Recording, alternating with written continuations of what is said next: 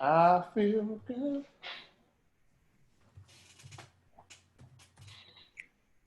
Oh yeah, we ready? We ready? We ready? We ready? Be false. What said no? Yes, sir. With an E, nigga, not an My bad. I edited all that. I edited that. All right, cool. So we going live. So try not to pay too much attention to the Facebook joint because it's gonna be that 20-second delay again. I'm not even opening it. I'm not even paying attention as well. Yeah. Exactly. Cool. All right, we going live in 3, 2, 1. Wait a minute. Wait, let me put a title. Let me put a little subject line up here real quick. So we not live. I can't talk about cunts and pussies. We recording though, motherfucker. Right. He's lying. No, we are recording. We are recording. Yeah. Mama, I didn't mean it. Yes, he did, mama. This guy's. You know I don't talk like that. Unless it's a gun to my head. Yeah, you do. It's the coronavirus. It's the corona, mama. The corona got me. Past, present, and future.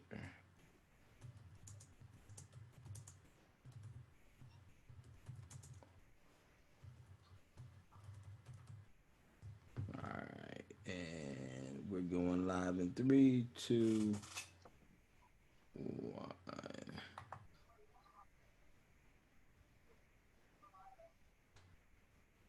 Put the interactive in there. Here we go.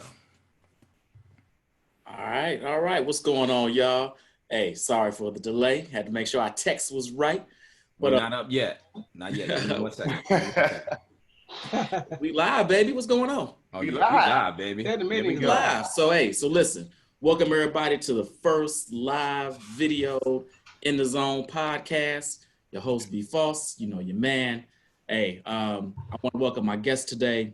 These cats I've been doing business with for years, decades. Woo, don't say that out loud. Hey, you play sports with me too. You've been playing sports with me too. That's real right there, boy. Partying with them, handling business with them. These are my guys. First off, I want to introduce Jeff Murry from Nightlife Magazine and now iLife Chicago. Jeff, what up? What up, fam? Jeff Murry in the building. Just want to say what up to y'all. We're going to have some fun tonight. Let's go. Let's talk some promotion game. Then I got my man in my bottom left corner over here, said Nolan, C. Diddy. Yes, sir. Entertainment. What's going on, brother? What's going on, B-Foss? How y'all doing, man? This said Nolan, said Law. We get ready to have some good times, good talk. So let's do it. Make it happen. And then we got Mr. City Alert himself over here in the bottom right. My man DC, Damon Clark. What's happening, baby? What up, though? As we say in Detroit, can't wait to get it on with your cats. Let's go. Let's do it. E-Town. Let's do it. So just diving in real quick. These brothers have been in the industry, have been in the game in various sectors and sections, like I said, for quite some time. If you didn't used to get the nightlife emails, like when there was such thing as e-blast, he just had an email chain with like 1,000 folks on the motherfucker parties. Right. Where you was at, I mean, if you didn't get City Alert, I got to ask Damon about this. Like, how did you get every email address in the country? Like, right. Like, hey, you know, at the time I worked for Motorola, so I had like servers. I had access to a lot of information. Oh, yeah. Because my mama used to get City Alert. Like, what is this? Right. Man, she was in the club. Man, and then, you know, they said law. They just ran the city all over this mark, like right behind me. I was like, who are these? Oh shit, I can't even party with these cats. They go too hard for me. Right. Yes, sir. Let me ask you, Jeff, to start it off. What was your intro to nightlife? Not nightlife, you know, your brand, but nightlife in general. And then what kind of got you in the marketing promotion game? Man, the nightlife game started off real interesting. It got me started because I actually was doing events and I was in events, promotions, clubs, organizations at NIU, right? So Northern Illinois University in DeKalb, Illinois came back. And first thing that happened, people all come back at the same time. They look at you and they like, yo, so where the party at? I'm like, yo, I've been gone 4 or 5 years too, like you. So I don't know. So, at that point, I threw a party downtown Chicago. First party was set it off, had about 200-300 people there. It was great. The promotion game was new to me, so I was calling people virtually on my cell phone, everybody to get them out there. Like had, a $400 phone bill, which was unheard of back then. Right. So my first party I had a couple of DJs, got them in there. It was cool.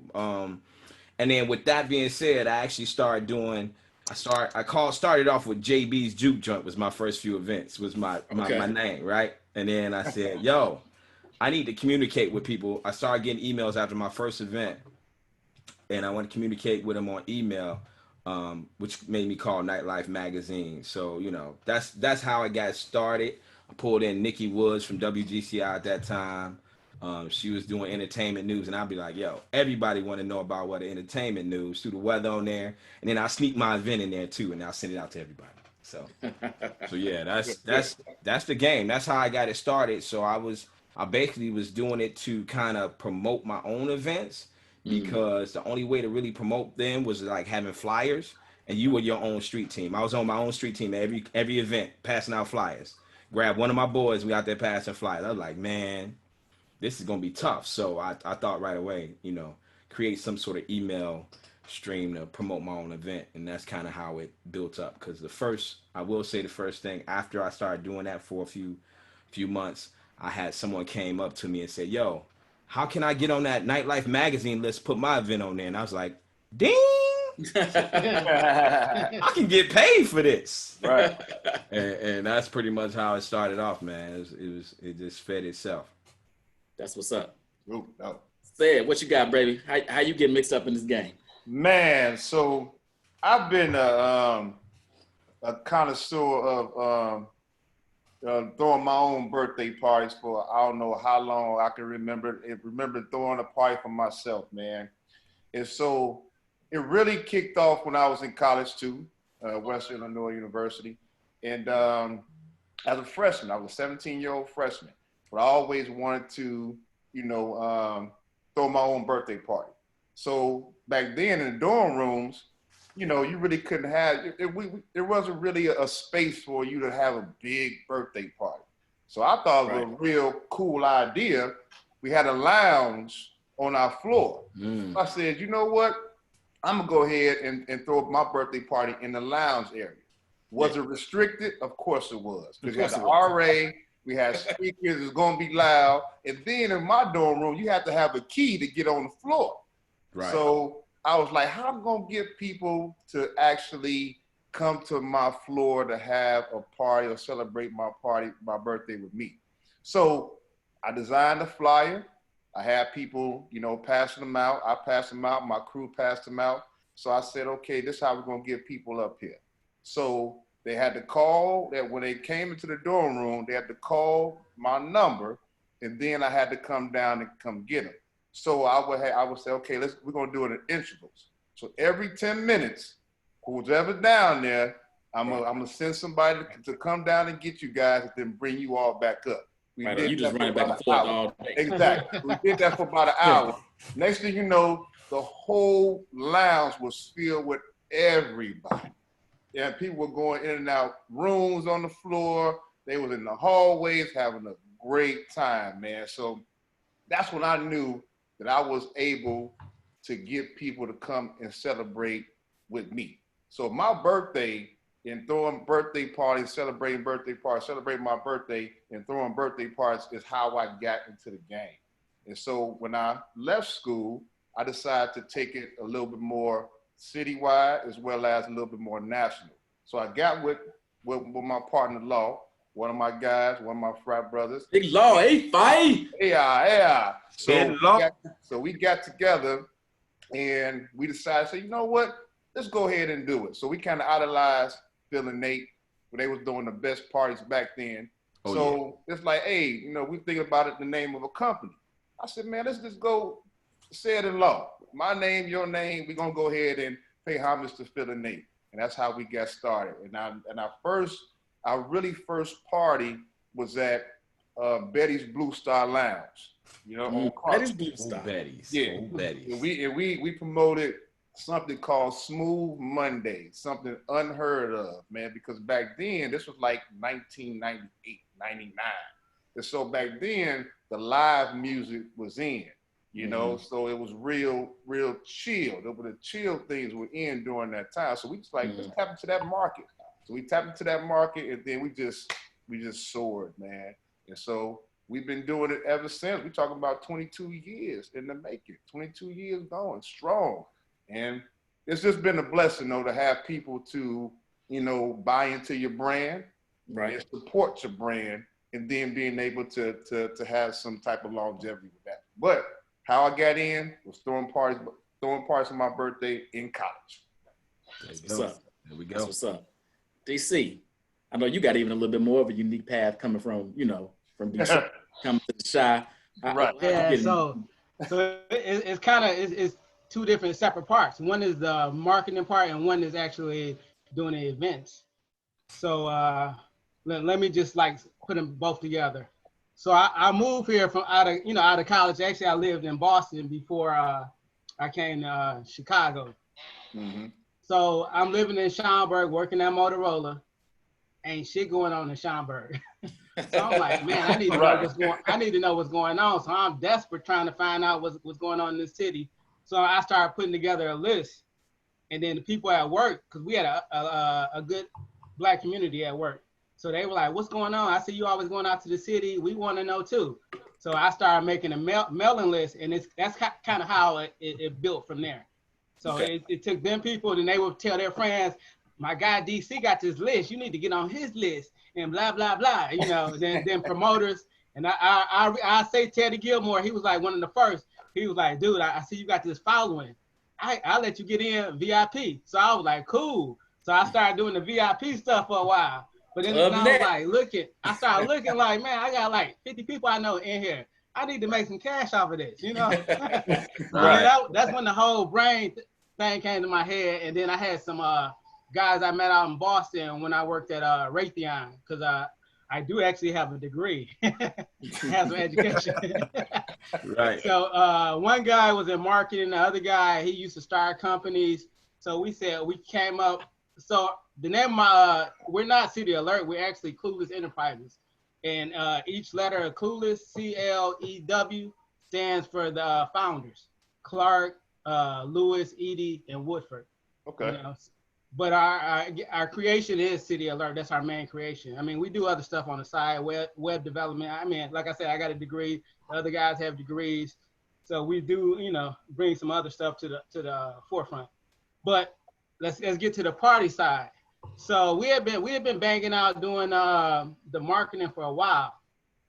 So I said, man, let's like take it to the next level. Let's do an event just to brand ourselves. So we team up with no other than New Birth Productions. Shout out to Shane Evans and Rob Lane. Rob Lane. OG Shane. Bobby Lane. Right, you know. Yeah. I will say, man, that event got me. It was like when you get that heroin for the first time. We did a 4th of July party at the Art Bar. I don't know if y'all remember the Art Bar. Yeah. Avenue. We had a line down the street. That rush that they gave me, I said I got to do some more parties, man. Right. I felt like the king of Chicago. Fuck the king of New York. I was in Chicago. I had my powder blue suit on from Detroit with the Gators, baby. I was killing it. That boy was clean. That boy was sharp. Right. Man. So that's how I got my first, as far as the party side. Yeah. When that hit me, I was like, I got to do more events, because not only was it a rush, we made a lot of money. Yeah. That's what's up. So it's funny how these stories kind of intertwine and like are separate and unique, yet very similar. Yeah. I'm in college. I'm at the I. I am proud to say that I hosted the very first Phil and Nate party on University of Illinois Champaign's campus. Dope. House in Urbana. Dope. It flopped. Like nobody came. Like it was me, Phil, Nate, and like 3 chicks. Like that was it. nobody showed up. But hey, so that yeah. sounds like a good party to me. Man, hey, look. Now when you move all your furniture at your house expecting 300 people. Right. Right.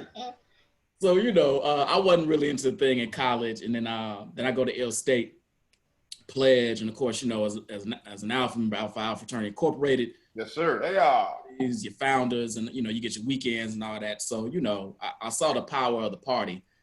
But then I came home and I got engaged and I got married pretty young, like 25, I'm married. So kicking it, but I can't kick it. Right. So my, one of my best boys, we had art class together. His name's Evans, my name is Foster. That's how we sit next to each other. Terrible things have happened for the past 30 years after that. But anyway. Right.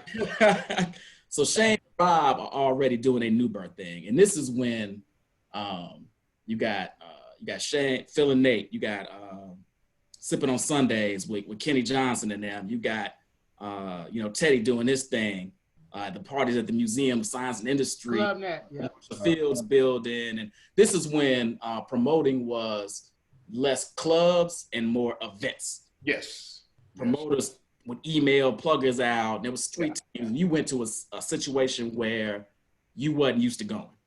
Like, I'll never forget that Marshall Fields party. That shit was, I'm like, I was just here yesterday buying slacks. Damn, now I'm up here partying. It was crazy, right? Right. It's bananas. So I was cool with all these cats through various connections. So I was getting all the benefits of being the host boy, but I wasn't the host, right?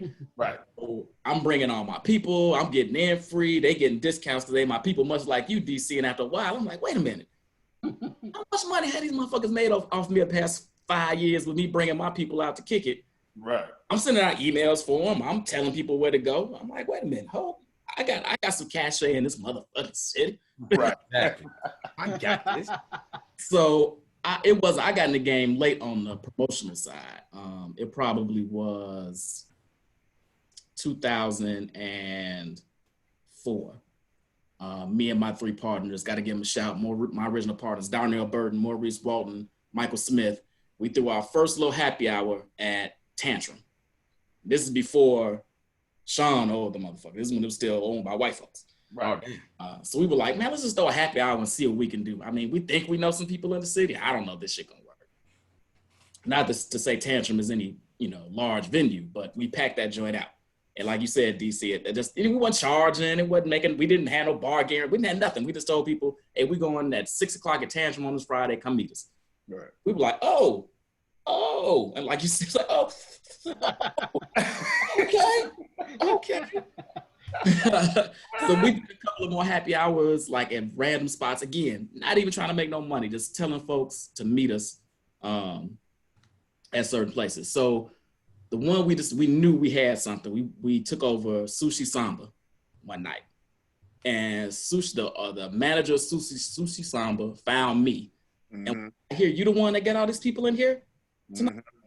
And he looked like he was shitty. I was like, we get kicked out. Right. Oh, snap. Yeah, we was like, oh shit, we overstepped. He was like, no, come holler at me in my office. And I swear, I'm thinking he gonna call the police. I didn't know what was gonna happen. Right. We want you in here every week. This is what we want. And I was like, oh, yeah, well, let's do it. And then, he started doing bar guarantees, blah, blah, blah. And then, to be honest, and I will spin off into this later. As a matter of fact, I'll spin off into that. I'm not even gonna touch that right now.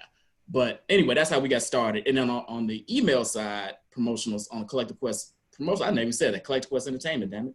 Yeah. Yes, sir. In the building. In the building. It's been in the building. To be honest, I really copied you two motherfuckers, Jeff and Damon. I was like, City Alert can't be the only motherfucker out here sending emails and making money. Nightlife can't be the only motherfucker out here making money. I got 15,000 people on the email list. Let me see if somebody will buy some. Hey, you know what I will say? Y'all two brought my prices down, fuckers. Yeah, because you was hitting bars for like $150. Yup. Yeah, and I was like, I was hitting for 100. Right. Shit, I was getting that $150 for a minute. And Oh man, yeah, I was doing $125, and then we all started fighting each other like, "Fuck you!" Yeah. So having those both of those revenue streams and just saying this is going on and not necessarily mine, but then I got my own thing over here. It was just love, particularly at a stage where I was my early 30s. I had been in the game, like not been in the game, but I've been partying. And this brought like a whole new side of it out for me, where it's like I'm partying, but it's like my event, so it's different. Right. Different when it's your event. You kind of make sure people are having a good time. It ain't about you at this point; it's about everybody else. Right. So anyway, these are some unique stories, brothers. What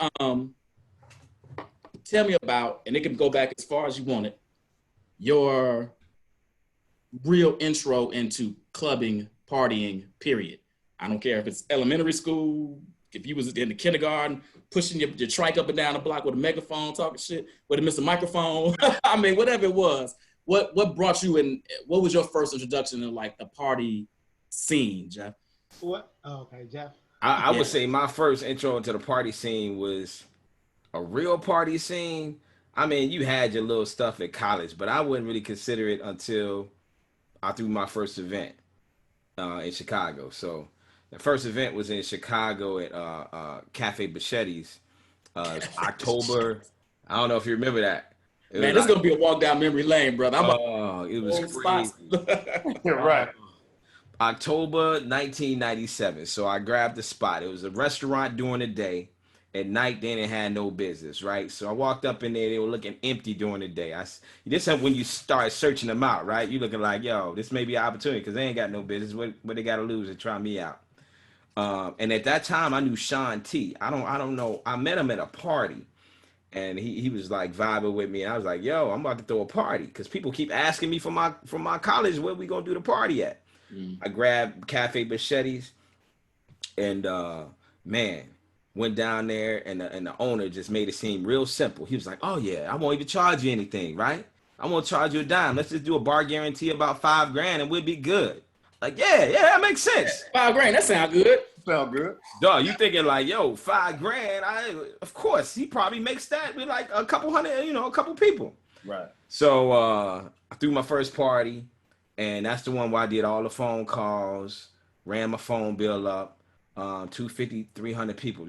It was crazy. It was like out of a dream, like that rush that DC was talking about. Your first event, and you look like, wow. I got the door girl up there. We racked up about 3 racks. Prices were minimal. I had Sean T and this other DJ y'all may have heard of for my very first party, the Twilight Tone. I didn't know how big this guy was gonna get. Right. Sean T was like, yeah, I got this DJ that I follow all the time. I work with him. I help him out all the time. I carry crates and all this. Man, he brought the Twilight Tone up in there, killed the party. Everybody was ready for the next. I walked out with 3 stacks. We ran about 6,500 at the bar. I was like, oh yeah, that $5,000 wasn't nothing. Right in your mind. Yeah. Until you do it one more time, right? Right. Until you get burned by that $5,000. You got reeled in on the other one. Like, right. Well, that was so easy, right? But yeah, I did the same location.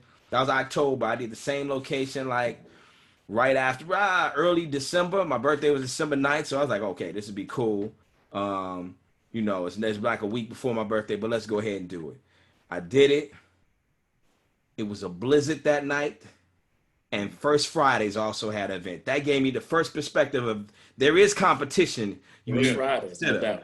Right? Because before that, I knew First Friday was throwing something, but I was like, yo, it's First Fridays. I got my people, they got their people. Right. So, but when it's a blizzard and they have to choose one location, right, it was a learning experience. That 6,500 bar guarantee I had before, I probably racked up about $100. That was all me and the DJ just drinking that money. and that money I made at the bar at the door last time, I had to give all that back. Yeah. And a little bit more just to maintain, to get that bar guarantee. And I had to and that's when First Fridays was, they had the networking from rounding them Right. Oh, Yeah. Right. Dan- That was Danielle Carr. Danielle Carr. Danielle, I'm sorry. Hey, Yeah. hey, respect. That was my Respect. girl. Yeah, that's was what like, Danielle. That's my girl. That's what First Friday doing it. There we go. yeah, I had no issue with it. I was like, respect. After that, I was like, yo, I didn't know. Yeah. It was like you coming across somebody's turf and like you got to get a bow down and get respect. I was like, I didn't know. Yeah. Plus it snowed and it was like my people was like, yo, I'm staying home. Or it's First Fridays tonight, right? I'm like, what does that got to do with anything? So what? Yeah, and Maybe I'll come by after. exactly. And that after never came. It was like Never 6 came. inches later on the ground of snow, and it was a wrap, bro. So you learn real quick in the game how great it can be, how high you can be on that horse, and how quick you can slide down that mountain. So Yeah. It's not like that first hit in the mouth. oh Yeah. man, It's bomb. It's like, ugh. Yeah. Zed, what about you? What was your first intro into just like, not even necessarily throwing shit, but your first intro into like nightlife here in the shop? Yeah. So just like you said, B. Falls and Jeff Murray and DC is like you got it. Like Mike Tyson said, you got to play until you get hit in the mouth. right. I had knew this guy. I'm pretty sure you all know him too. Sheldon Slusher. Oh yeah. And this is when he owned Divine. Divine Wine Bars was called again. My And man. I knew him. I was like, man, you own this joint? He's like, yeah, I do. I said, you know what, man? My birthday coming up. And I'm looking for a spot to throw my birthday. He said, all right. Said, you got it. Wasn't no bar guarantees. Wasn't nothing like that. All I had to do was provide my own door person. And it was a done deal. Plus, I ain't charged to get in anyway, because I never charge for my birthday parties. That's just something about me that I never do. I never charge for my birthday parties unless you come in at freaking 1 a.m. or 2 a.m. Then yeah, I can't, not get you on that one. Come before midnight. Come before midnight, we good. Right. So that was it was a new spot. I guess it was an older spot, but a brother owned it, and it was in, it's on North Avenue. It was in right off Milwaukee. So it was a real, it was an area of it was real diverse. It was a diverse area. Mm-hmm.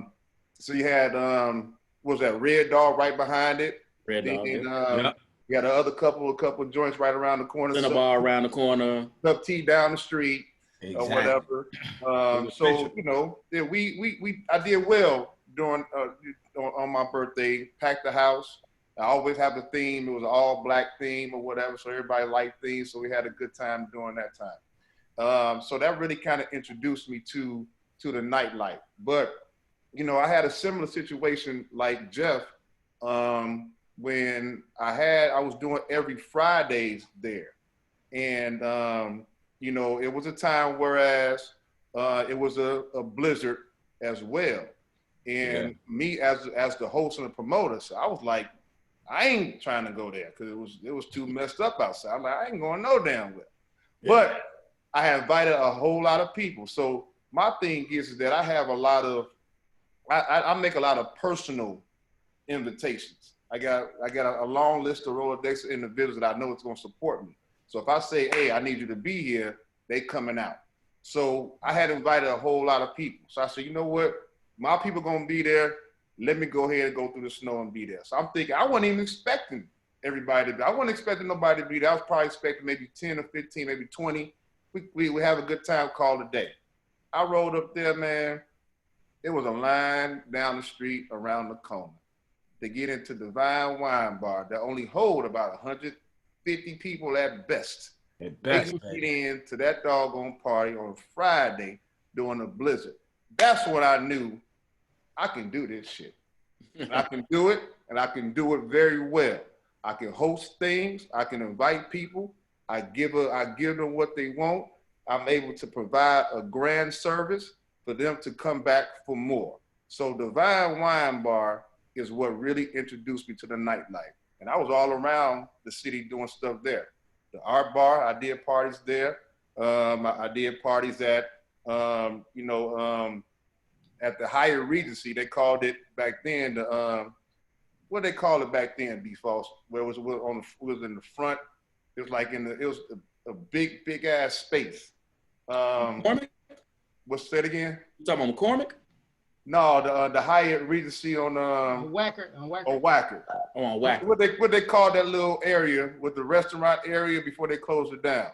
I can't remember. I can't remember, man. But at one time we did that. We had like a $35,000 guarantee, $35,000 bar guarantee at the Hyatt.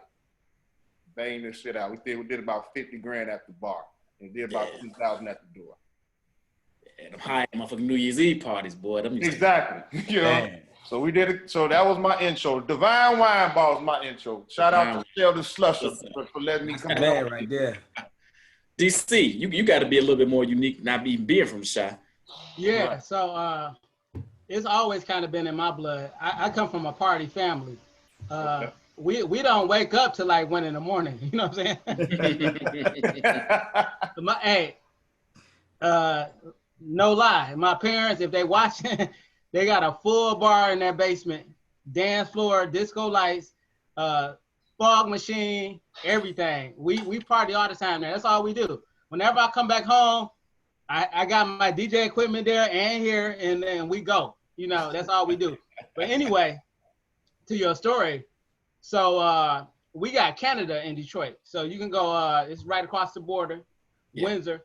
You can be 18, you can drink, go to strip clubs. So because, I told you I was a computer science major. I'm thinking I'm smart, I know math. So I used to go to casinos trying to count cards and shit. So I was always into the gambling stuff. So we had this club in Detroit called Tempos After Hours. Ain't supposed to be there. You got strippers, you got dice games, everything going on. So that was my first intro. I shouldn't have been there because I was like in high school. You know what I'm saying? Right. But I'm there. I'm seeing titties, ass, you know, and I'm making money. You can't beat that shit. Win. So it's always been in my blood, but I know that that's not the way to go, you know. Hey, you kids watching, that's not the way to go. Ain't no kids watching. Fuck them kids. Right. Right. So it's always been an itch in my blood. So that's why it was a hard choice for me to leave corporate America. When this started banging for me with City Alert, I had to make a decision. So what I did, actually, I did the Family Medical Leave Act. I took off 3 months. Mm-hmm. in the slowest period, because so my partner originally, he was pouring the money in while I was working, you know, and being out there on the front line, and I was working pouring money, you know, and vice versa. So when we did that, when I took off during the hardest, the fall is usually when it's like the driest for us. So I did that, and I was able to survive. Yeah. And then I took out an additional 3 months. And once I did that and I was able to make money, I came back to work. I kicked my leg up, and she was like, "You need to be doing this." I'm like, "You do it." I didn't give a fuck no more. You know what I'm saying? Because I knew I had something, you know? Yeah. So then from that, at that point, again, I said I lived in Schaumburg. I moved to the city. I didn't care no more. You know, it was like, whatever. You know what I'm saying? I'm doing it, you know? And then we started getting our business from the Heinekens and Anheuser-Busch and stuff like that. We started getting our big contracts.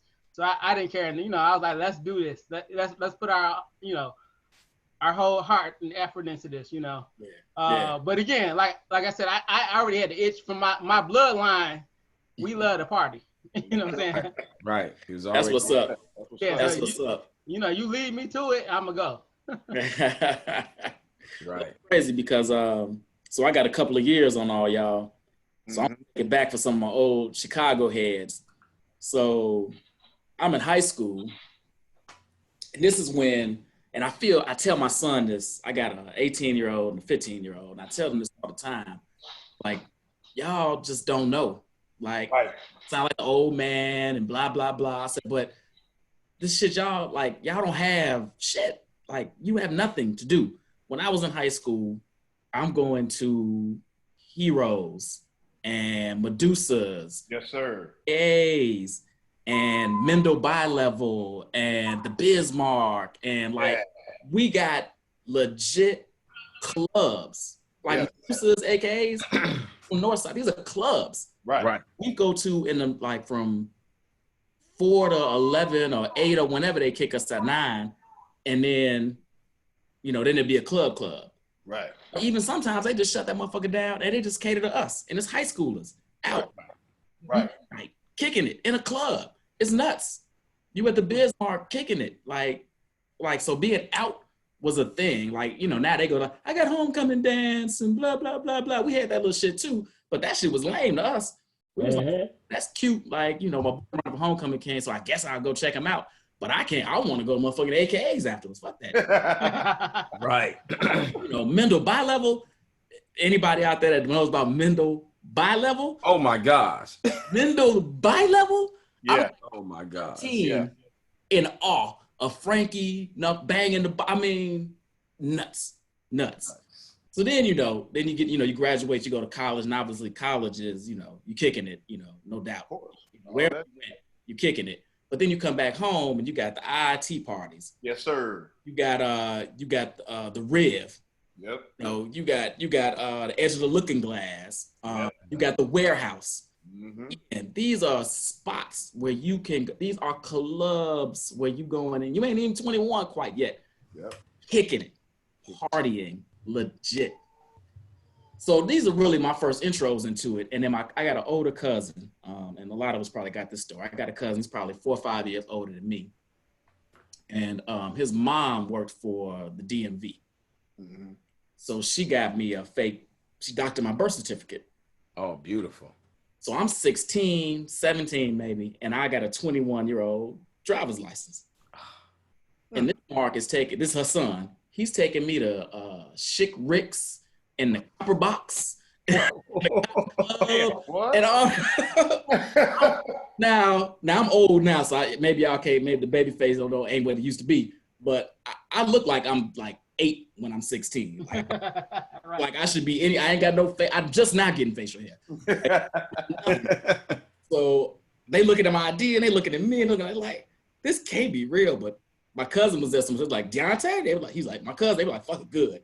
Right. Come on in. Ass women, 25, 30-year-old women. I'm 16. I'm in there like. But once I got that little hit, I was in. But it was just crazy that at such a young age, and I'm talking about not even like getting in those type of parties, but just the options we had in high school. Right. Right. Oh, yeah. So it was a perfect transition when we got to be grown, and then you start going to like Dejois and shit like that, like on the legal side. Right. Right. Matter of fact, I'm gonna bring that to the transition. So part that that's how we got into it. But partying in the 2000s, we get out the 90s. We already gave shouts out to Phil and Nate, New Birth, Sipping on Sundays, Club Net. Yeah. All the feeling all our boys. But then you get in the 2000s. Now you like, all right, now you grow. Right. You get a little job, got some money, probably got your own crib. Yep. In the 2000s, like what were your spots? Like I'm talking about the early, not like 2015, but like 2000 to 2008, 2009. What are your spots? Right. Well, you remember A Squared and Stevie Lee? Oh, absolutely. Anthony and Anthony? Yeah. Yeah, and you got Stevie Lee was in there too, so you got to shout him out. Steve All right. came not getting love, no doubt. Right there on the corner. What's that? You come right off 94. Ohio Street. Yep. Ohio, yep. In Ohio, yeah, you went down On Thursdays. Yeah, Yep, on Thursday. That shit was popping. Boy, yeah. Popping. Yeah, right. Boy, yeah. Right across the street from the hotel. Yep, from the hotel. Yeah. Yes. Rocket. Exactly. Hell yeah. Yes. Yes. Those, Yeah, I think Voya part of the reason I got fired from my first job. Hey, and fuck Anthony Williams. He used to make me come pick up my money from there, knowing that I would fucking trigger it back off. Trigger right back off there. Right. Exactly. Right. Exactly. Shout out to A Square, man. A Square. A Square's right. A Williams and Jones. Hey baby. Jones and shit. Hey, Seven. we used to do what's that wine bar we used to throw parties at together? I can't remember y'all, but y'all know what we talking about. Man. Man, but one of my favorites, man, is, I used to party every day of the week, man. So Buzz was one of my favorites. Oh On yeah. nights, Oh man. yeah. That's where everybody. The hoopers was there. That was called Oh industry. yeah. That CK1. Yeah, CK1. Oh, that was interest for a little bit too. I was about to say interest. That was interest. Yeah. Oh man. Man, Buzz was the shit, man. On Tuesday nights. DJ Fat Mike. Yeah. Oh yeah. Yeah, that shit was banging, man. Oh, I was yeah. there all the time, man. And that's like I was there till like 3, 4 in the morning. They had to go to work and get back up and go to work. Hey, I was scooping there at 2 in the morning Man. for half an hour and take one on. Yeah, That was my takeout. That was takeout. Right. You said drive through before there was drive through. Right. We call it parking lot pimping. Man, I got a few for y'all. For the 2000s, I got about 3 good ones. Back in the day in 2000s, the biology bar was jumping. Biology bar. Shout out. Hustle. You remember the biology bar? They had like little shots that looked like little test tubes. You used to take them joints back. Yeah. Dragon Room was jumping. Oh, boy, I'm gonna tell you some Dragon Room John stories. Monopoly. Oh my gosh! And then before I let go, one of the joints back in the about early 2000s, that's when the liquor companies had a lot of money to give away. So they had Tanqueray parties. Oh yeah. Tanqueray Tuesdays. Yeah. Oh my What God. they used to do that? Craig Morton. I don't drink Tanqueray because of a Tanqueray party right now. That's how hard Tanqueray. You go into the party, you were on the list, you got in for free, and all the Tanqueray was free. So you was just drinking until you was just done, right? No doubt. Hey, you can't forget we can't forget you, Simo. We gotta give you a shout out. Right, hell yeah. Oh, what up, baby? Hey, Five Deuce had some hell of a parties. Five Deuce. Fife and Oh Deuce. yeah. That's all Soundbar, because soundbar. Cook got stole at they goddamn party at the Red Line, and they ain't never paid me for it. Shout out to Five Deuce, man. Man, Five Deuce had some big parties. John Monopoly. All of them. John Monop, Don C, Happy. Man. I remember we used to do a North Beach Club. North Beach Club. Beach Yeah. Club. we did Well, a party Beach with Club was dope. We did a party with Jam Master Jay. I remember me and Don C. We had to go pay him. He like, I ain't coming in until you give me that second half. Whoa. So we had to wait. We had to wait till the door girl got the money. So we up in the car waiting and shit for the car. Like, we got the money. Hey, be false. Can I go back? Dealer. Can I go back to the 90s just real quick? Go ahead, rewind it. Late night. Oh man, the 90s. Remember when listening parties were in? Artists, because that's when they had reps. Like, the shout out to LJ and BMG. LJ. Oh, and Joy Mitchell. Joy Mitchell too. Yeah. Joy Mitchell. He was one of our first contracts. It was so, her and LJ too. Her and LJ. Yeah. So one of my favorite listening parties was when Donnell Jones came out with his second album after the most famous Zentra. Remember Zentra? Oh yeah. Oh yeah. Boy, what I tell you, man, we need to bring listening parties back. That's how artists got their money. That's how they sold records. You bring them in, you get a dope ass spot, you let everybody in free, you get a liquor sponsor to go ahead and sponsor it, get free liquor, you bring them in, they perform a couple songs, you listen to their album, if you will, done deal, you go ahead and buy it. You found out about a new artist. Was that year. The late 90s was a year of the listening parties, man. So hey, you know what the late 90s were though? What's that? The years of the after Love Jones, the spoken word. Yeah. Oh yeah. Oh yeah. Spoken word joints? yeah. What was the spot? What was the spoken word spot that was? It was so many of them. Rituals. Rituals. Yeah. Rituals was the #1 spoken word spot. Hey, thank you for all the money over the years, Rituals. Oh yeah, we appreciate you, Rituals. I ain't gonna forget. I don't forget. Right. Yo, Jay Ivy was up there. Yeah. Malik was up there. It was like all the main cats. So I gotta drop just a couple spots in the 90s before we proceed because we cannot leave. Jokes and notes. The original. Hey, look. The original Jokes and Notes. Before it was on 47. Right. Exactly. But you know what? B Foss, you brought up the warehouse was just on point, right? There was Dejois. There was the Click when it was the Click. Before Tyson used to pop up. Anybody famous in town. The Click was on my list. Would show up in the Click. It was Heroes. It was something else. Y'all remember the Shelter? The Shelter was like house music, but it was so huge. It was like it was amazed to get through that mug. Yeah. And I was like, yo, Yeah. the Shelter was dope. So I mean, that's when Randolph Street was hot, and then it kind of died down. But now Randolph is back. Well, Randolph's a whole nother situation now. Yeah, that's a whole nother situation. They don't want us. That's for sure. They don't want us. We need to buy something. I got a couple. I want to mention. Hey, question for you. What's up? Oh, go ahead. No, go ahead. What's up? Hey, what was Iggy's the late 90s or was it 2000s? Late 90s. Late 90s in the 2000s. Yeah. Hey, Iggy's on North Street or Iggy's on Milwaukee? Milwaukee. Hell yeah!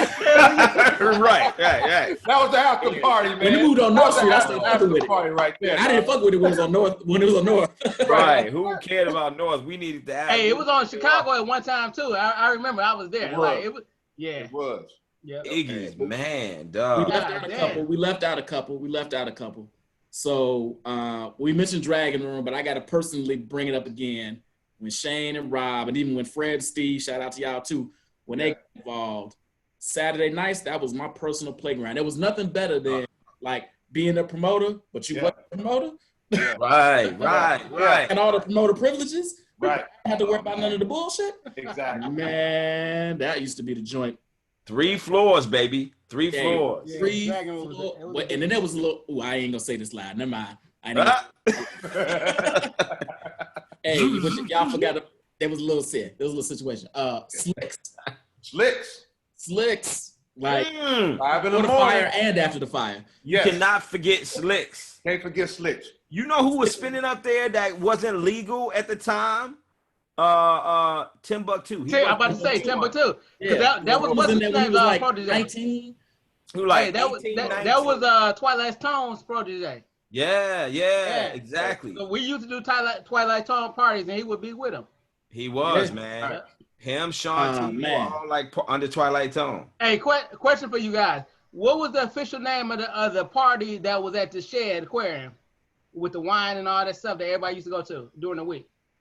During the week. On Jazzing at the shed. Jazzing at the Shed. Yeah. Jazzing at the Shed.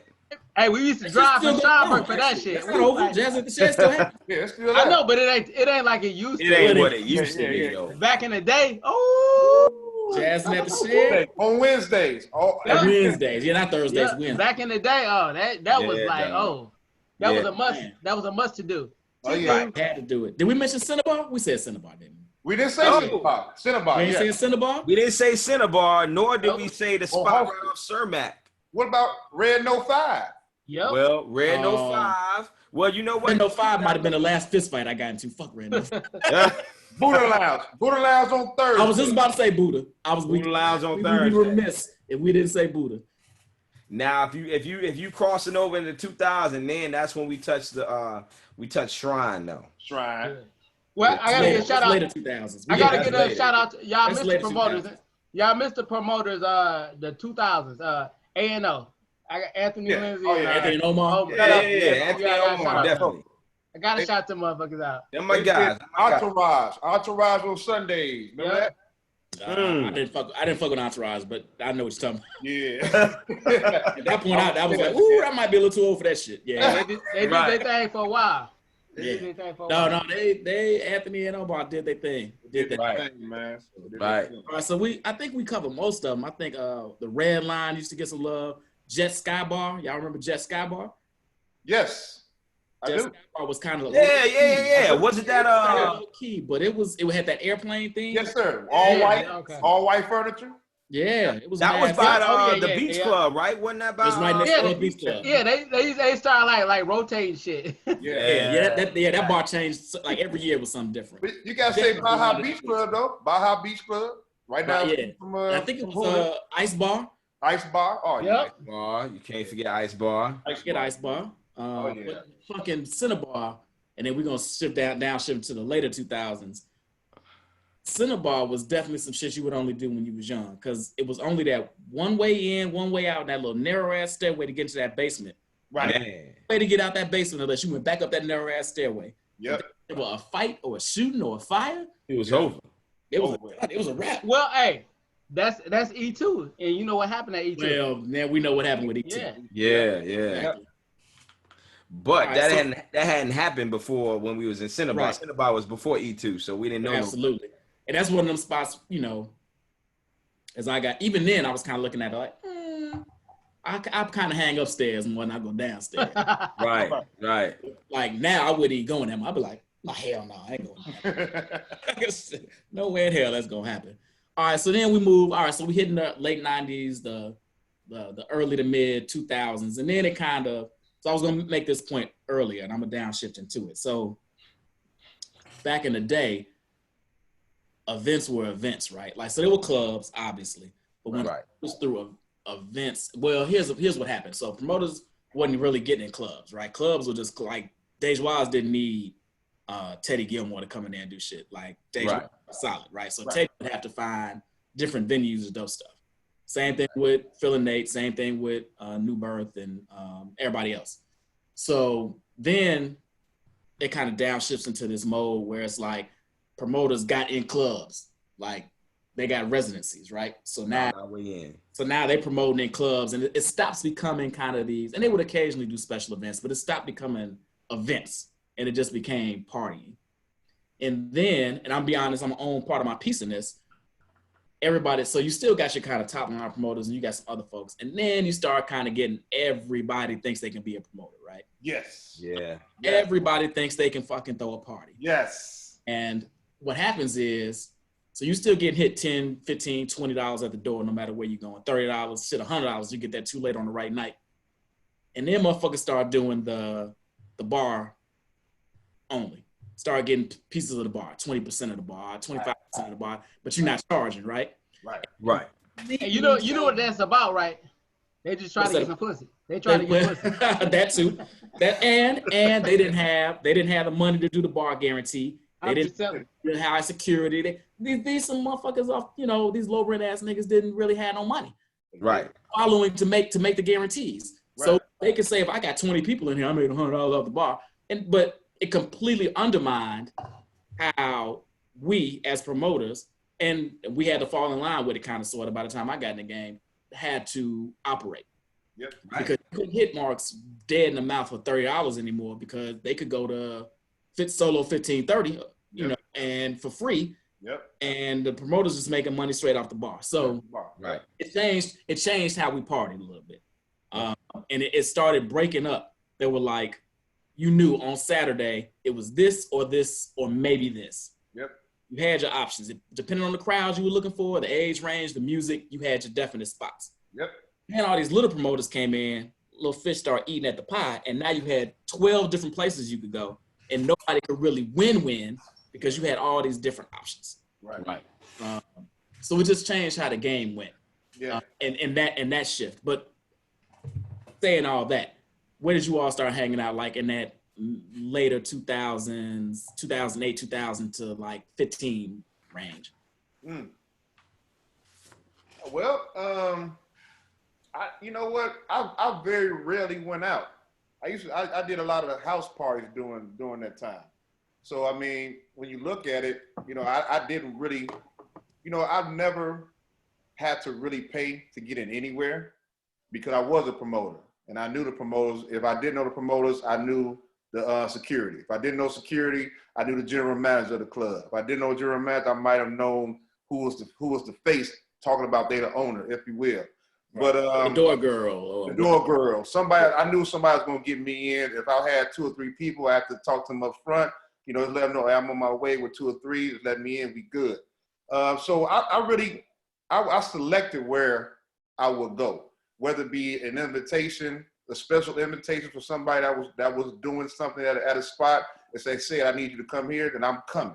So I wouldn't really just go out just to be, hey, I'm going to what's the spot on they got on Sundays now that everybody go to, that's right across from where Teddy used to do his joint at the Sound Bar. So what's across the street from the Sound Bar?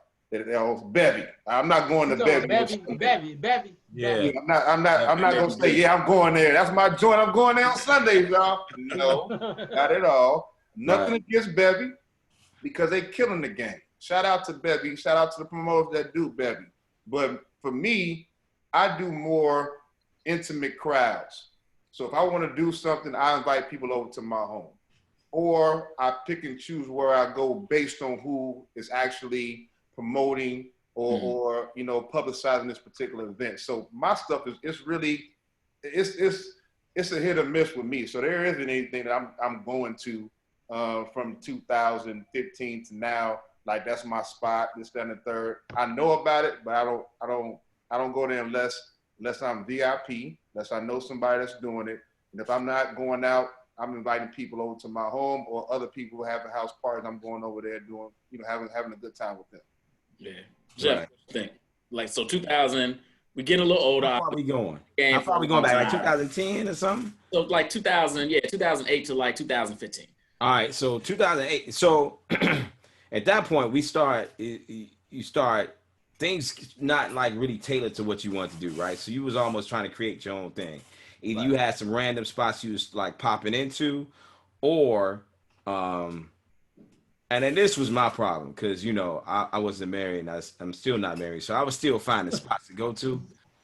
Ladies, he's still not married. Yeah. You caught that, right? Oh, my bad. Did I say that? But no, but if y'all remember, there was a certain crew of people like in that range that got together and did like Fridays at Plush. Man, And that group that was us. had a good old run for about What's that? Never heard of it. oh my god. Plush Life Fridays. That group went for a good I think we went about 4.5 years. This shit was crazy. No, we didn't go there. It was like more like maybe 3. About 3 years. We I did think 3 years solid. 3.5. I feel like that was a chunk of my life. Man, that was a big chunk of our life because It was every Friday for 3 years. Man. And we enjoyed it. We enjoyed it every Friday. We kicked It was a great run, and there was nobody out during that time that was doing something. And you're right, they adjusted the formula at that point. There was a lot of free events going on, right? So we had to fall in line and get money off the bar, but we were like the one party that started like right after work, right? 6 p.m. And we went to 2 a.m. And then our group, we went to the after party like DC and Sid, and we all went to like the burrito spot down the street. And then we went to the Anthony's after party that went to about 4 or 5 o'clock right down the street. And the party went on. That went on for a great three and a couple months, years. But it was a good time. Now I will tell you, besides creating our own spot to kind of fill that gap, because I think that's what we had to do. When you look at it as we expanded and matured and grown, the the promoters out there, the ones who were creating events were no longer out there. We were the ones creating the parties for our demographic that we wanted to be involved with. No longer did we want to squeeze into a party with young teeny boppers and like squeeze and just dance all the night away. We want to be around a certain crowd of people. So we had to create that vibe. definitely. And I mean, after that time, man, it was like us just creating our own vibe. It was like, yo, what we doing next? What we need to do? I mean, we've done that for years. Starting at Plush, we started saying, yo, we the last of the Mohicans that really know what we doing with the right crowd. So let's create our own. So I think that's how we kept going. Yeah, we were the last Breath of Life in Green Dolphin. Man. Oh yeah. Oh my gosh. Man, we had a lick there. Remember the common party and they shut us down? We had to go to Bon V. And who was before that? That's right. They did shut us down for the Common Foundation. Yeah, that was about to be our big payday. Yeah. Because about to give me a new rollie. The Kendrick concert. The Kendrick concert. Yeah. Oh my gosh. We did an after work to the concert, to the after party there. Yep. Filled that whole spot up. B. Cole hosted. B. Cole, shout out. Oh yeah. Shout out B. Cole. What up, brother? That man right there. Wild Hunters. 5 a.m. Wild Hunters. 5 a.m. 5 a.m., man. Who can go after work till 5 a.m.? We was doing them 10-hour shifts, brother. Like that's like a 12-hour shift almost. Yes, it is. You know what I'm saying? Hey, and then in that vein, I'm gonna go hop to DC. Got to get shouts out to Craig L, Jeff Eaton. Yes, sir. You know, them KB, cats. Saran. Ron. Yo, Oh wait, but back it up. We missed something though. we did. He and Craig and Kevin used to do Oh, Bella. Yes. Oh, gotta give love to Bella. That was dope. Gotta give love to Bella. I don't know how I missed that one. I was thinking about that right off division. Right off division. They took that up and went very well with that. And they did that Sunday Fun Day at Bartend Doors are good too. Bartend Doors. Yeah, Sunday no doubt. Fun Day. Keep it going. No doubt. They did that for some years. Me and Jeff showed them Bartend Doors because we did the very first joint there for a Super Bowl party. But you know, shout out to them for taking it up now. Taking our joint. Thank you, fellas. We appreciate you. And with Craig, Not me. Yeah, Craig, I was like, "What's up with that Bartend joint?" I'm like, "Go do it, bro." Hey, what up? Let us know. Let us know. Let us know. Hey, do it. So DC. So we're looking at a new age. It's 2007, 2008. We thick in the game now. We giving ourselves mad strokes right now. But what else are we doing out in this love? Well, what I saw that was a different, and the change was when we first started, it was like 1-2 guys on the event. Yeah. When we started getting to the late, it started being like fucking 5 to 10 people promote one event, and I'm like, what are y'all really gaining out of this? Right. What's the gain? Right. Y'all ain't making no money. Y'all just trying to get some girls, like, and that's when I kind of lost respect, and it was messing up the game for a lot of people, you know, messing up pockets and stuff like that. And I'm like, what's the point, you know? Well, it's funny because it's kind of like the NBA right now, right? It's like before it was like if Teddy had came to Shane and said, let's partner up and do something. Right. It'd have been like, wow, I'm good. I'm gonna make this 30 stacks regardless, right? Like we don't need each other. But as I mentioned earlier, so many little cats little piranhas started nibbling at the game and fucking up the game. Yep. The only way you could really survive was to team up with other promotional companies and make it happen. And what you hoped for was longevity. So like, there were a gang of us at Plush when we started. I think it might have been like, 10 of us? Yeah. 10 when we first started? A lot, yeah. Fucking, 150 people? So there was no real, at first I'm with you, DC. I was like, there ain't no money in this. Why are we doing this? But, hey, you know why we were doing it? A lot of us was doing it because even though we're digital marketing companies, we're / data companies, collection companies. We like the data. We like the data. We getting that data. And branding. And what I also knew was that folks was going to get unhappy with their little $300, $400 a week paydays. Like 5 cats on your crew. And you $500 a month. Y'all. Right. We going to build the brand. This is a Teddy Gilmore motherfucking expertise, by the way, Teddy. Shout out to Teddy Gilmore. You're going to take all these little cats under you. And then they're going to fall off. And then now you built the brand. You got the data. That's right. You're going to make the money. That's right. Did we ever kill at Plush on any given week? Absolutely not. There's too many of us doing it. But was it consistent money flow for 3 years? Absolutely was. Was it a setup for us to do other events outside of Plush? Absolutely was. Exactly. Now, before we go to the next topic, B-Falls, I do have to say this, and I know that all of y'all are going to agree with this one too. We got to shout out Dragonfly and Damon. Dragonfly Oh yeah. I did some stuff there late 2000s. Saturday for a weekly. From I believe 2008 and I actually signed a 5-year contract with Damien and Dragonfly to do my all black welfare birthday party there at Dragonfly. And he Damien was a trip, boy. I know, right? Man, dog. I forgot about him till you brought him up. Damien, he was on my list. Well, not him, but Dragonfly. He always took care of me during those times. He was a trip though, but he gave me an avenue to really consistently have my birthday party there. Yeah. And everybody knew when my birthday came around, they knew, get your all black, it's gonna be at Dragonfly, get your ticket. It always pops. Boom. Also shout out to Don Ski. Don Ski Entertainment, man. That's one solo dude Yep. He kind of was able to really do some things by himself in the game. He navigated these waters very well by himself. Right, right. He's He still doing it. He's still doing it. He's still doing it. He's still doing Yeah, it. respect. Hey, respect. Respect, Don Steve. Crazy Another about it, respect though, right is, there, man. baby. Yeah, respect that. So here's what's funny about the party scene, and I'm not even gonna say it's Chicago. It's probably nationwide, worldwide, maybe. I don't even know. Right. It definitely started really happening in those like mid 2005s on forward. And I want to shout out a couple of spots before we move on to the next one. But so what happens is, here's what happens, and I've had this conversation with folks in other forums. So white folks party, right? White folks party, hey, party, Ray, we kicking it, man. And then they get tired of a spot.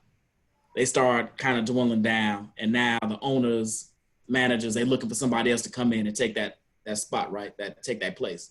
Yep. It turns to the Latinos. No, I'm sorry, they don't turn to the Latinos. They turn to us. Yep. Then we take it over, and then we doing our thing. But the bougie crowd, yeah, we like locust. We always looking for the next hot shit, right? Yeah. So, no matter what you got, it's hot up front. Yeah, boom, boom, boom, boom, boom. Maybe you get a 2-3 year run out of it if you're lucky. Right. Then it's like, well, what's the next hot spot? Let's keep it moving, right? So we get devoured, and then what happens as promoters is you have a vision of what you want. Right. You want this upscale crowd, cats in blazers, ladies in heels. They're gonna, bottle service, yada yada yada, professional, and that's how it starts. And then the professional folks kind of get tired of it and look for the next hot thing. Then you got to go down and say, all right, well, maybe we'll lessen the dress code. Maybe we won't worry about the bottles so much, but we want to keep bodies in here. Right. Now your bougie folks kind of disappear. And I won't say hood. I hate to label them hood. Right. But your hood motherfuckers start coming in, right? And now they spending money, right? Drug dealers spend money. They spend money. They spend money, right? So now you like, this ain't so bad. They spending more money than my bougie crowd. Right. They into a fight.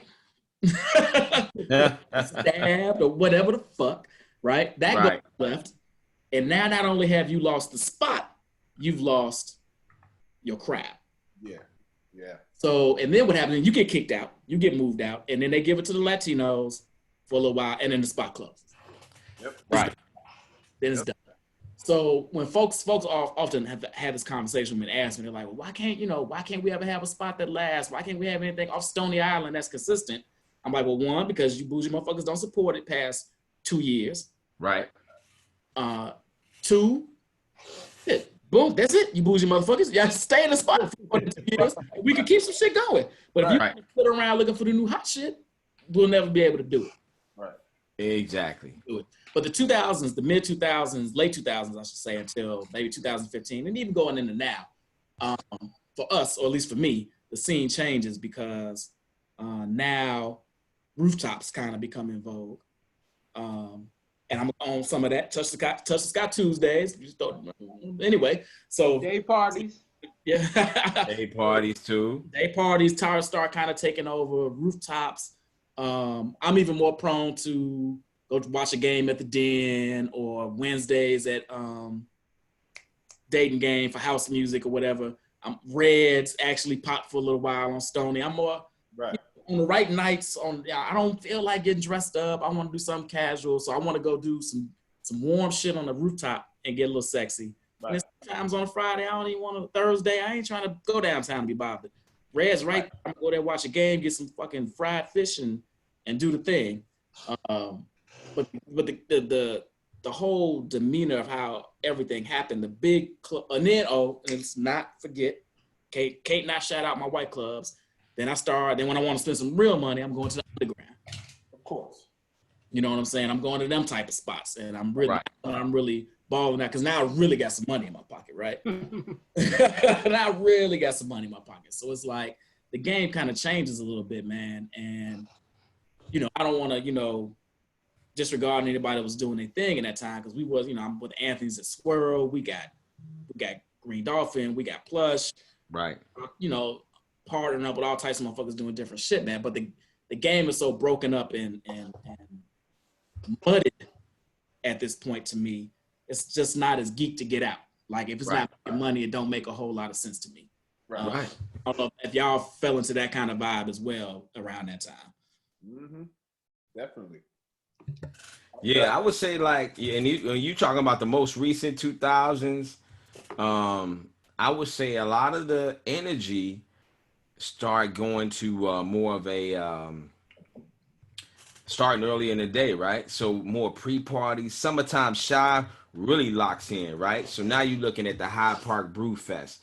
You like, and wherever I end up for nightlife, I end up, right? Yeah. A Hyde Park Festival, yo. I'm just gonna go out and I'm just gonna kick it.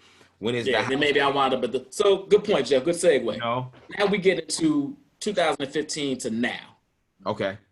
So yeah, keep going. So you're talking Hyde Park Brew Fest, Hyde Park Brew Fest. promontory because you're You right there. start looking at Silver Room Block Silver Party. Room Block Party. Silver Room Black Party. You looking at the house picnic, right? That's really become a shout out to them brothers as well. It's really become a Chosen few, baby. chosen few.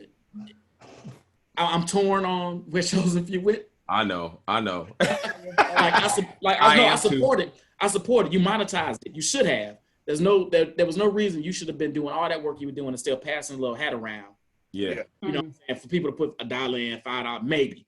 No, monetized it, they made their money. And I'm with it. And I still go, probably not this year, unfortunately, but I still go every year because I love the vibe. Right. But the soul of it kind of got taken When they After that. Yeah. But yeah. anyway, keep going. And think about this. We look at, so Summertime Shot Chicago is the biggest thing ever, right? So I think you got a good, and it may not be a full, but you make it stretch for like 4 months of like getting it in, right? So you think about what else is going on. You got the Taste of Chicago concert series, right? So they got the concerts where you sitting on the lawn. They got the house dance party series down there in Millennium Park. If you feel like making a trek to Ravinia, you got both. Yeah, you start looking like, as soon as Ravinia dropped their list, you look like, okay, let me get tickets for this, and this. Because now it used to be like 2 black artists at Ravinia now. And after they saw seeing how great we support them, now it's like 6 black great artists that's there every year. And you look like, shoot, let me start buying the tickets. Matter of fact, I send it, you as well. We send them lists out. Who's going to this? Who's going to this at Ravinia? Right? So that starts off as the pre-party to kicking it afterwards. But now we're not as particular where we're going to end up. Now we're looking at where's the quality of the crowd, what's going to be open late, where I don't have to deal with no issues, right? And that's what we're looking for the late night now in our time, if we're not creating our own spot, because we're still creating some of our own spots weekly and one-offs. But if we don't have our own going on, we're a little less judgmental, and it's about more convenience than anything. You know what I like? What you two guys do, Jeff and B. Foss. I like how you guys do the Sox games and do the Cubs. I mean, not the Cubs. I'm sorry, the Bulls. That's pretty nice. You know, that's something that's like a little different, but it's a good time. I've been wanting to go for years, and I see the pictures, and I'm like, damn, they having fun and shit. You know? You hear that, B. Foss? I ain't even. Y'all know I be playing sports. Y'all know I play softball and with Ivy, and I play flag football. But Ivy, by the way, Ivy, I know you watching. You texted me trying to jump in. My fault, brother. We get you on the next one. No, I'm just saying. I really want to go. I'm just saying. I support it. No, because Jeff asked me about getting involved and stuff like that before, but I'm like, I just know I didn't have the time to devote to actually personally being there. And I love to be there. If my people gonna be there, I want to be there as well. Yeah, you know, I just don't want to absolutely. say, I don't want to be on the face of a brand and don't actually like use it. You know what I'm saying? Like, that's how I am. You know. I appreciate you bringing that up, because that is true. That we've been doing the Sox outings, and now we've added like the tailgate to the beginning of that, and the Bulls parties where we add the tailgate to the beginning of that. And then we always do an after party because people just want to party, right? No. Hey, I applaud y'all. I like it. You know. Yeah, I mean, before even Jeff jumped on, I've been doing the Bulls games for. I think this past year would have been. We only got to do one, but or two. 12 years? I mean, it's My thing was always trying to find something unique to bring to the table or fill a void where there was a hole. Like Right. everybody's throwing parties, it's 30 promoters doing this, that, and the other, but nobody's really making a quality happy hour anymore. Right. Or a real networking set, or somewhere you can feel chill and watch the Bears game. I'm always trying to figure out that lane where we feel comfortable being someplace and doing it, and just find different outings. Like we went to Great America that one year, or Chicago Indoor Racing, or whatever the case may be. Right. It's always been to try to get off the beaten path, and even now with Bureau and Sage, visit us when we reopen. We miss you. We miss y'all.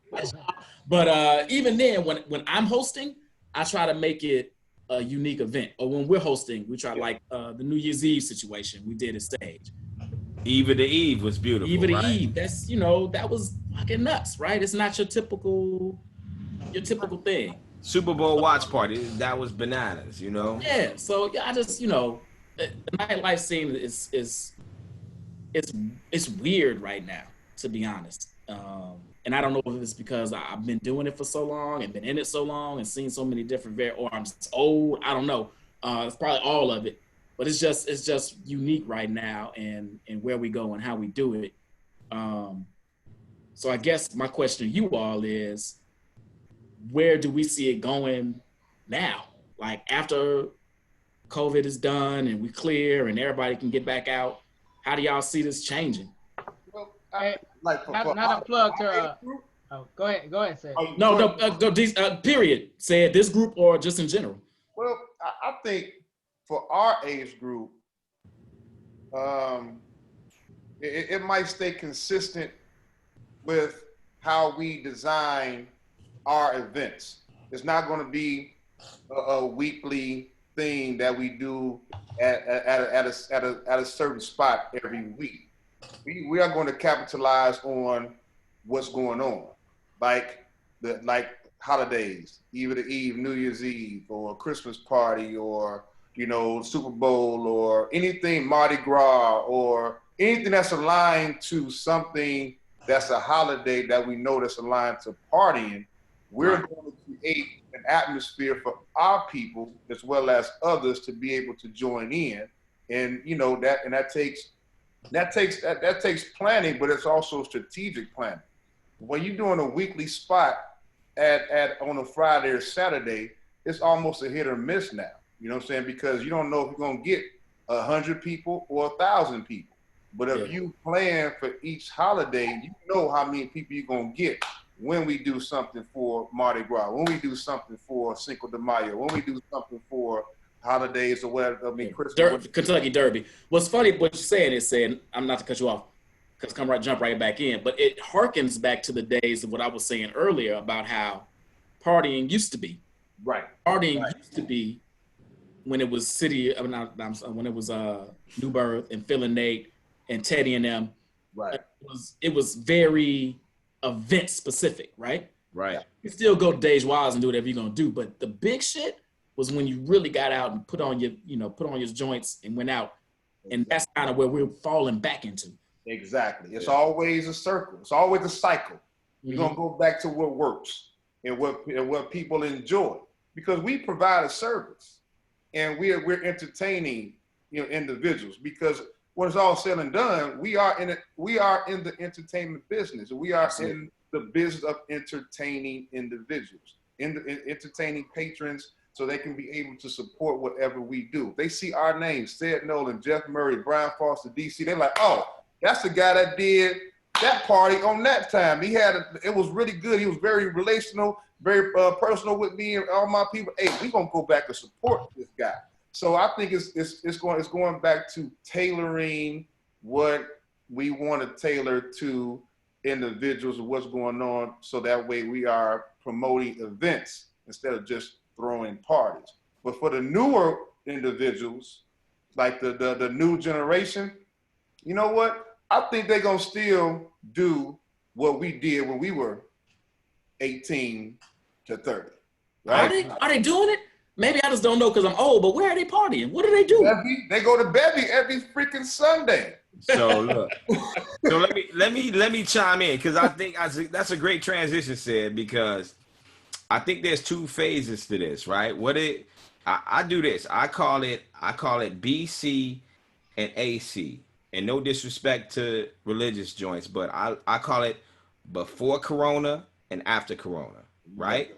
Right. So before Corona, we kind of talked about everything that's going on, what had happened, the past, all the way leading up to now. AC, after Corona, I really believe there's going to be some slight changes.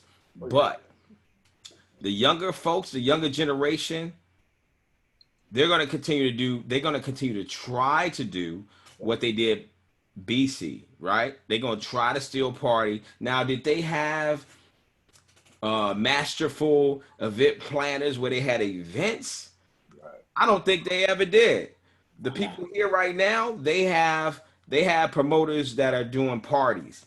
Yep. And they just out all the time doing the parties, right? Yep. So I think they're going to try to continue to do those parties. You're going to have a few people fall back. And then for a little bit more of the mature folks that's been around for a little bit longer, I think there's going to be some adaptation. So you've seen like D Nice out, and people are celebrating with D Nice. You know, it's them and a roommate, or them and they significant other, or them and a couple of people coming over, right? And they having a good time, and they're drinking and they're eating, they're having a good party. There's a lot of people doing, you know, since we've been doing our virtual day parties and inviting these people out that haven't been to a club in years. And they've been missing this so bad. There is a new lane that we have found that I think will continue going forth throughout this because we're providing an avenue for a problem that wasn't filled before. Right. And then with us doing this new party with the virtual day parties, the pandemic will be over in a few months at least, right? But there will still be those people who have kids, who have careers, who have married couples that can't get out as much anymore because they have more responsibilities.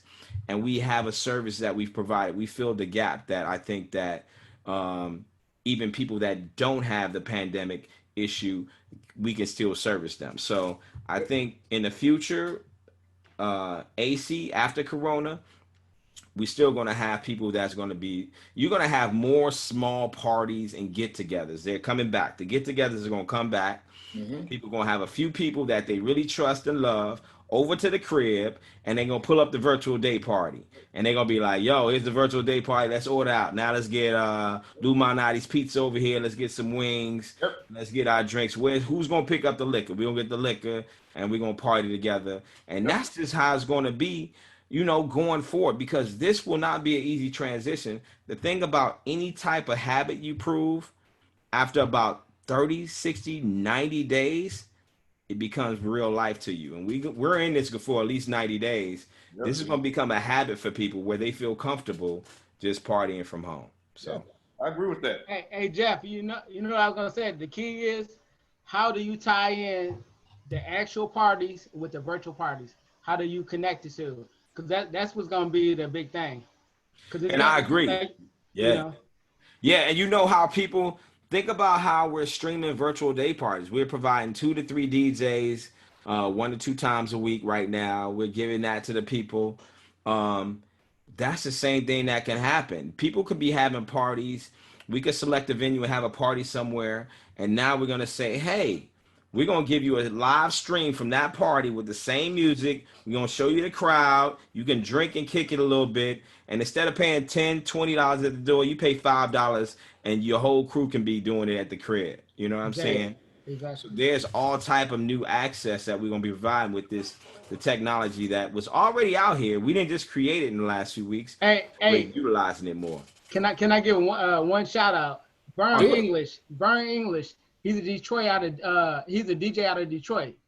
He told me to do this maybe like 5 years ago, Bar 7.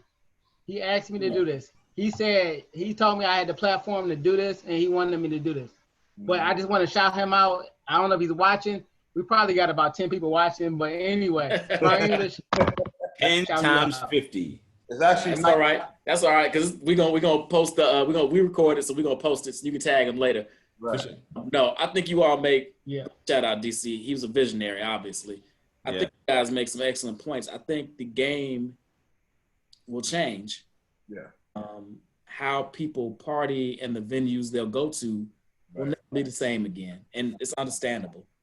But I think what we're hoping to create, and this is why we're doing it in our virtual parties Facebook group, and not just live streaming on our own individual pages, is because you all are in the forefront of what we think will be how parties kind of go from now on. Mm-hmm.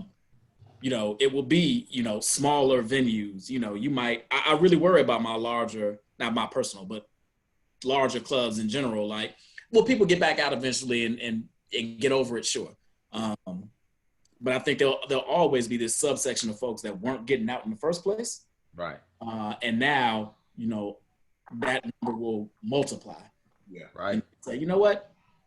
I was kind of over it anyway, but I still kind of want to be social. Right. And this is the way to do it. And it might be where it's just like what we're doing right now. We've got DJs spinning, and maybe they're not at the club, maybe they, you know, wherever they are. But maybe it is where you're at the club, but you're not at the club. At the club. Or maybe even if once you get out, you're going to smaller venues like Sage, where it's not 500 people. It's only like 80 of us, and they're kicking it. And you feel safer there because, you know, it's not as much going on. Or maybe they want to go to a bigger club where people can be a little bit more spread out. But I think how people party and how we socialize is forever changed. And I think, but in a good way to a certain extent, because now we've opened up avenues and ways of thinking. So, for example, my anniversary in Alpha's coming up.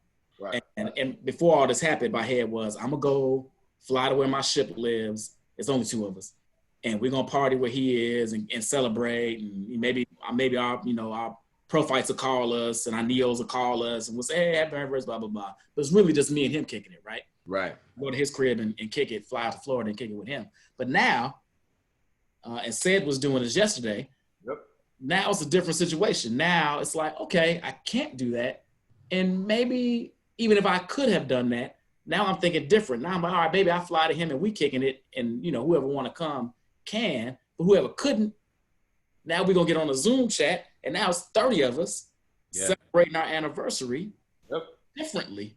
Because now, you know, I had FaceTime and I had Zoom. I've been using Zoom for years for work, but I just never thought about utilizing it this way. And I think it changes like how people celebrate their birthdays, how they do dinner parties, you know, how they do karaoke, all this shit, right? You got to be in person to do this anymore. You don't feel crazy saying, let's get on video and do it. No, let's get on video and fucking do it. Exactly. And also to extend your points is that with this virtual thing that we're doing or what everybody's doing, it reaches not only the city you live in, but it reaches worldwide. This is what I'm saying. Oh my God. Yeah. You know what I'm saying? So this is where we want to take it. We want people that we can get to that we know in New York, LA, Houston, whatever the case may be. Hey, hop on so I can check you out. Come and celebrate. Have a good time. Let's party together. So now it brings not only just our city together, it brings other cities in the world together. Brings the world. Brings the world together. Yeah. So we national. We nationalizing this thing. And like internationalizing this thing. Like you said, Judge, this is something that's already been there. This ain't something we just, you know, make technology. We didn't make up technology yesterday or last week or last month. It's been out there. Now it's time for us to utilize it and then be able to touch other people that we wouldn't necessarily touch on a consistent basis. Exactly. And I think as long as technology continues to grow, I mean, Zoom was never really used for like music experiences, right? So with virtualdayparties.com, we're creating new experiences for people. And music is that central space that everyone can actually enjoy. So I think as long as we continue to do that and reach people musically, there's no way you can lose. No way. Music is the healer, brother. It always has been. Always. thing that brought people together. Yeah. And if you haven't checked us out, www.virtualdayparties.com. Go there, get your virtual key. We are giving a trip to Orlando away for everybody that registers. We got a big party going on this week. We're celebrating all the Aries out there. Aries, know how y'all party. Aries in the building. Because you in the crib or the clubs are closed. Come party with us. We're doing Talk Your Shit t-shirt night. Wear your t-shirt with your little favorite saying, a slogan, a picture, whatever it is on it. Do it. It's free. Zoom is free. There's no entry for your keys. There's no credit card you got to put in. None of that. Nada. Jump in, log in, and we all been partying with D Nice and Kid Capri and Vince Adams. Shout out to Vince. What up, Vince Adams? All of our DJs. Hey, hold on. My mother just texted me. She's watching. Shout out to my mom. What up, moms? Oh, Mama Clark. Hey, check this out. My mom will tell you I was the first D Nice. She knows that I used to use that name way back when. She'll tell you. We need to get her on. I got a lot of paraphernalia that says D Nice before Derek Jones. So while y'all jocking D Nice out in New York or LA or wherever he's spending, we got the original D Nice. That's right. Right here, baby. But no, for sure, for real. I got proof. He got proof. Mama Clark, send us some images of his gear. We want to see it. Right. Oh my gosh. And not to mention on Saturdays, it was a great breakdown, but we got some amazing DJs. We're gonna start off with Jay Illa. Yes, sir. He's gonna be in there 5 to 7. And we spoke about Mendel the Bi-Level. One of the creators and the DJs right there, Nick Nonstop, will be providing an amazing old school house mix that's going to be out the ceiling. It's going to be a Mendel Bi-Level day party mix that's going to be going on from 7 to 9. And 9 to 11, we added one more DJ. We usually do 2. We're going 3 this time for the Aries, all right? We're going to do 3 DJs. It's going to be Malik Shabazz. What about the pregame? The pregame. We got a pregame. Oh, my gosh. That's right. We didn't even talk about the pregame. Oh, so at 4:30, our girl Miko Monroe at 4:30. She's going to go 4:30 to 5. Ellis. Have you ever seen Miko Monroe? Miko Monroe. Ellis. Man. Cheers. Wow. All right. So check out our girl Miko Monroe from 4:30 to 5. We're going to do a little pregame with her. She's going to show y'all how to make a couple of drinks. So y'all got to come in and check out early. We normally do 5 to 9, do some after party and after dark. We're going to do 5 to 11. And then we're going to bump it on the other side. We're going to do 4:30 to 11. So come at 4:30. Check out Miko Monroe. Learn a few drinks. She's an official bartender as well. And she can show y'all how to do this. Yes, sir. Hey, no doubt. It's going to be a good time. Hey, y'all. So, about time. Any final thoughts you want to share with the people out there about where we at right now, partying in general, any last shout outs, whatever you want to do? Hey, I just say stay safe so we can get out. We can get back out sooner than later, And and then B-Falls, I appreciate you having this forum for us. No doubt, brother. Thank you. Shit, man. Same with me. I appreciate you, B-Falls, for this platform, man, choosing us to be a part of this platform. And I thank you for that, and to many more. And also, stay safe. Stay inside. Don't come out unless you have to. Let's beat this together. And let's enjoy it, the time that we have in our homes to make sure that we properly plan for our future. So let's do it the right way, okay? Because if we don't do it the right way, then it'll all blow up in our face. So just stay safe, stay healthy, stay smart, and of course, stay woke. My man. Hey, yo. Jeff Murray, props out to B-Falls and In the Zone podcast. Again, we got to make sure we be safe. Be smart, y'all. I know everybody get this good weather, but guess what? We got about 7 days of 40-degree weather. So if you listen to this live, you ain't got that temptation. But for real, when it gets warm, we got to curve this. We got to break this curve and flatline and dip it down like New York is doing right now. So only way we can do that, if y'all stay inside, tough it out for another few weeks, and we can get there, yo. For real. Plus, we need y'all input. So when y'all feeling like some things that y'all need, like our people right now, we doing some things on Saturdays We're restructuring Thursdays because we got something better coming for y'all right now. So Woo! Yeah. Thursdays, Versus. it's gonna be hot, and you heard the word right there. So we're gonna leave it at that. Like every Thursday, starting next week, is gonna be real hot. We apologize for y'all like on Thursday that didn't see the post in the virtual group, that didn't get the text, that didn't look at your email. Thursday was postponed, y'all. We got some other things going on. We planning for y'all, so it's gonna be crazy. Join us next Thursday, but before that, RSVP for Saturday, virtualdayparties.com. We got a lot going on, so I'm gonna send this back to B False, y'all. Hey, closing out, I want to thank you, cats, man. Like I said, we work together, we party together, but more than anything, you my people. Love y'all as men, as black men out here that have been doing your thing forever. Appreciate your personalities, appreciate your hustle. You are my dogs till the day we die, no doubt. Everybody else out there, as these cats have said, be safe first and foremost. Take care of you and yours. We're in crazy times, but we will get out of this. We will survive this. We will be better after this. Take the time and utilize it correctly. If you haven't, read a good book or perfected your side hustle or figured out something, whatever, got a certification, do it. Use your time wisely. You're at the crib, make it happen. And then when it's time to get out, be safe, always, rethink it, think it out, but we want you back out. We happy to see, I miss you all, right? All this, FaceTime and Zooming is all good. I love you, but I want to touch, I want to hug you. So get back out. Let's flat this line so we can get out and love on each other. Right. We have some sweet things going on. If you haven't checked us out on Thursday or Saturday, as we said, this Thursday we chilling. We doing this instead, giving you a little something. But on Saturday, you're checking out all the good DJs, and bless the DJs for the love they're giving us on the turntables and the distraction that they are giving us. We love them. We need them. Appreciate y'all. When you're on their pages. But this is different. This is where you can actually interact and see. It's like being at the party without actually being at the party. You can chat in the group. You can chat individually. So you can slide DMs if you see somebody you like. But, we can, we go party like, it's 1999. Hate to be that dude. I'm sorry. I had to put some Prince in there. But this is a whole unique, different situation. It's not just watching a DJ spin.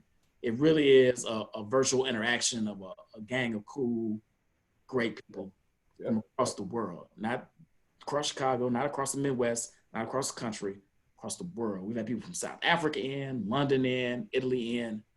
We'd love to see you all out. But thank you for checking out this episode of In the Zone Podcast. We'll be back with another episode soon. Be safe. Love you. Peace out, y'all. Peace out, y'all.